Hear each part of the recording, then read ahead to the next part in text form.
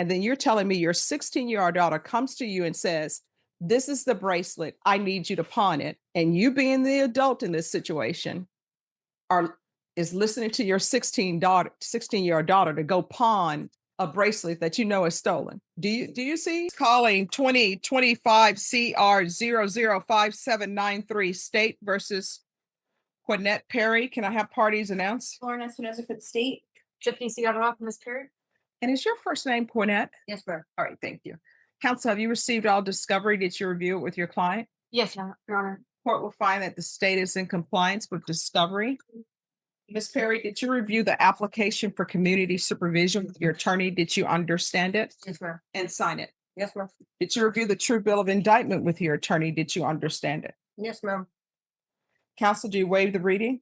Yes, Your Honor. State, are you proceeding on the indictment as presented? I believe we are waiving the punishment enhancement. Any objection? No objection, Your Honor. Ms. Perry, did you review the court admonishments with your attorney? Did you understand it and sign it in all the appropriate places? Yes, ma'am. All right, you're charged with theft of property, $2,500, less than $2,500 with 2 or more previous convictions. That's a state jail felony. The range of punishment is anywhere from 180 days up to 2 years in the state jail facility and up to a $10,000 fine.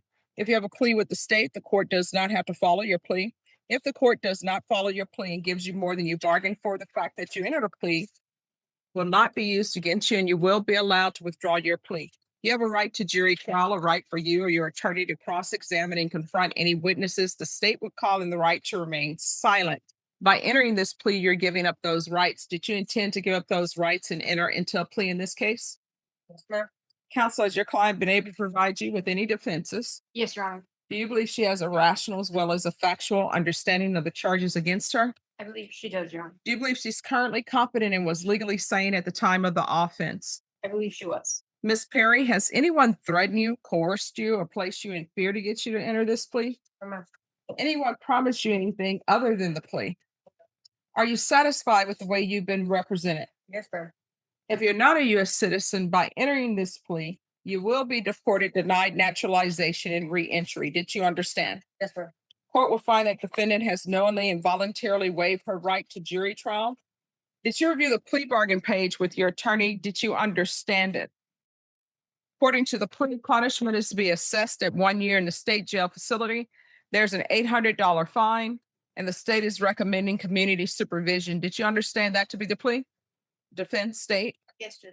Yes, Your Honor. Did you review the waiver of appeal paragraph with your attorney? Did you understand it and sign it in both places? Ma'am. By signing that, you're waiving your right to appeal. The only items that can be appealed are written pretrial motions that have been filed, heard, and ruled upon by the court. Did you understand Yes, ma'am. any such motions? No, Your Honor. Outside the agreement, the state is recommending that your community supervision be for a term of 2 years. There be a TAP evaluation, 200 hours of community service restitution, no contact with Amelia Gomez or Angelica Gonzalez, and the anti-theft course. Did you understand those are recommendations from the state, and the court does not have to follow those recommendations? Then to the offense, how do you plead? Guilty, not guilty, or no contest? Okay. State any evidence. Yes, Your Honor. State offer State's Exhibit 1 and all attachments. No objection, Your Honor. All right, state you and state in this case there's no restitution. No, Judge. All right, state you may be excused. Thank you. Did you review the waiver and stipulations with your attorney? Did you understand it and sign it in all the appropriate places? Again, did you understand you have a right to jury trial, a right for you or your attorney to cross-examine and confront any witnesses the state would call and the right to remain silent? Yes, ma'am. Did you understand that today the state will be presenting evidence in the form of witnesses' statements and police reports, but most importantly, there will be no live testimony? Did you understand? Yes, ma'am.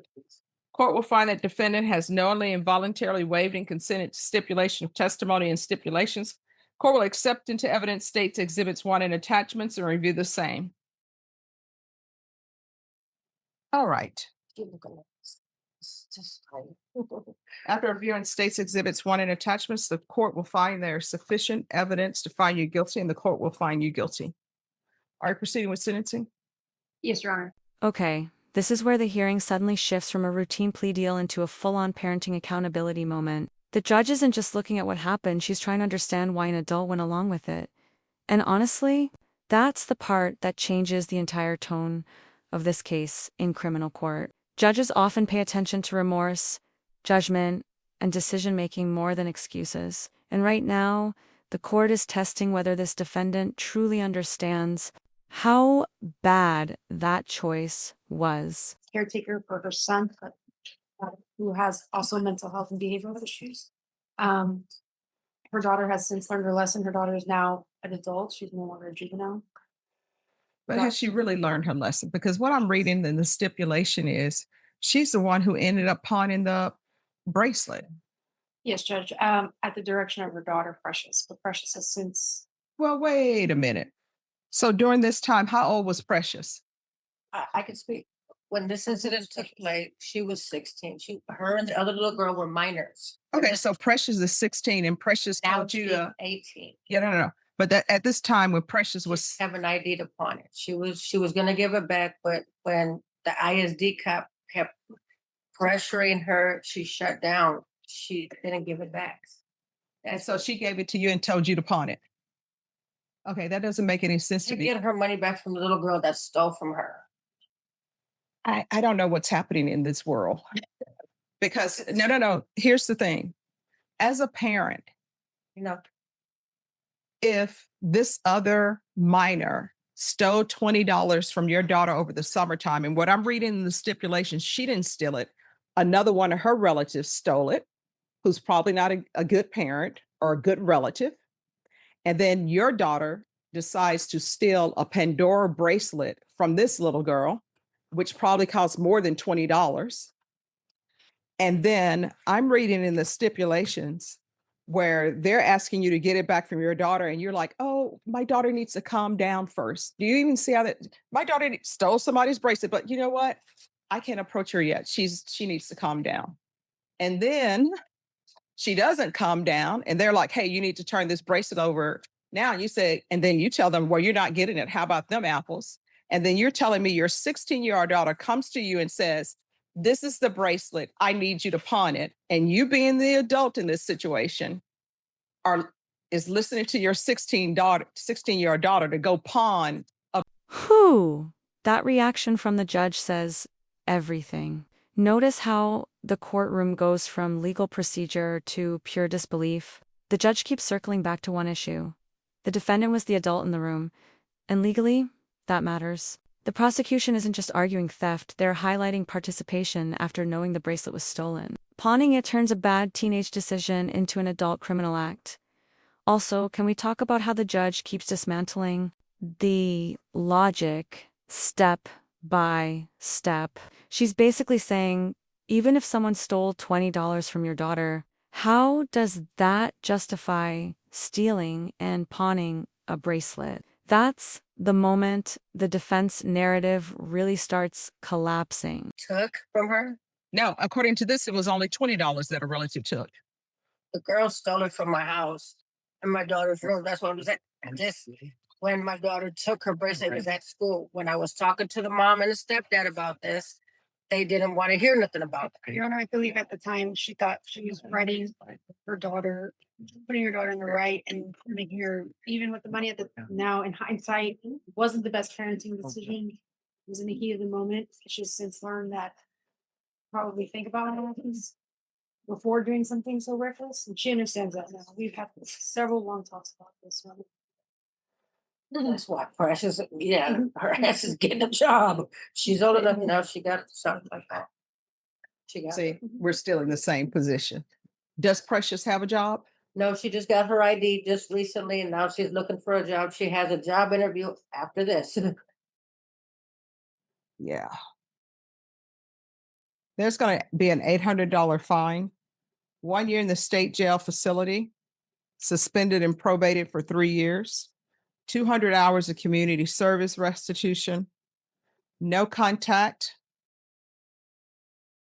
with Amelia Gomez or Angelica Gonzalez. And that's Gonzalez with a Z. I believe so, Your Honor. Oh, no, I'm saying that Oh, it's in sorry. Gonzalez. The anti-theft course. Field visits 1 time per month for 8 months. Proof of employment within 30 days. No employment as a home health care provider or with minors. TAP evaluation out of custody, follow recommendations, and the MRT. And no possession of firearms.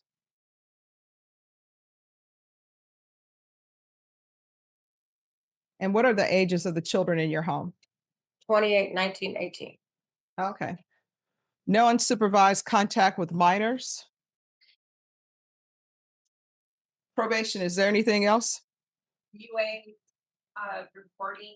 Thank you. Regular random UAs. Regular reporting by Zoom or in person. Anything else? No, No, Judge. All right. Did you review the document entitled Trial Court Certification of Defendant's Rights to Appeal with your attorney? Did you understand it and sign it? Because this is plea bargain agreement, because I followed your plea bargain agreement, and because you waive your right to appeal, you do not have the court's permission to appeal. And there's the final legal lesson of the day. A lot of people think a plea agreement locks in every detail of a sentence, but judges often still control probation terms and conditions. That's why the defense attorney immediately tried to clarify the probation length after sentencing. In the end, the defendant avoided actual jail time, but the judge made it crystal clear: probation is a privilege, not a free pass. Between the community service, employment requirements, anti-classes, and restrictions involving minors, this sentence was designed to force accountability.